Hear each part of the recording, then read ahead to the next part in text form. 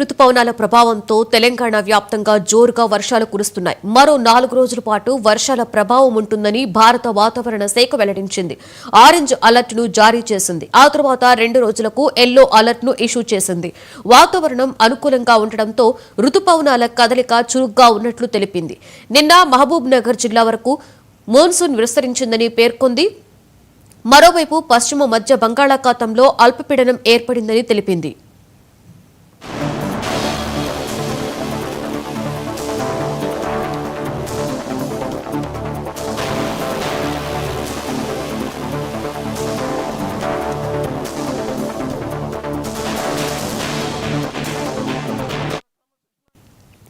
అయితే తెలంగాణలో మాత్రం తొలి 2 రోజులు అతి భారీ వర్షాలు, ఆ తర్వాత 2 రోజులు మోస్తారు నుండి భారీ వర్షాలు కురుస్తాయని వెల్లడించింది. గంటకు 50 నుండి 60 కిలోమీటర్ల వేగంతో ఈదురుగాలులు వీస్తాయని తెలిపింది. హైదరాబాద్లోనూ 2 రోజుల పాటు ఇదే పరిస్థితి ఉండే అవకాశం ఉందని పేర్కొన్నారు. కాగా రాష్ట్ర వ్యాప్తంగా ఉష్ణోగ్రతలు 5 నుండి 7 డిగ్రీల మేర పడిపోయే అవకాశం ఉందని తెలిపింది. కాగా రాష్ట్రంలో ఈ సీజన్లో సాధారణం కన్నా ఎక్కువ వర్షపాతం నమోదయ్యే అవకాశాలు ఉన్నాయని ఐఎండీ వెల్లడించింది.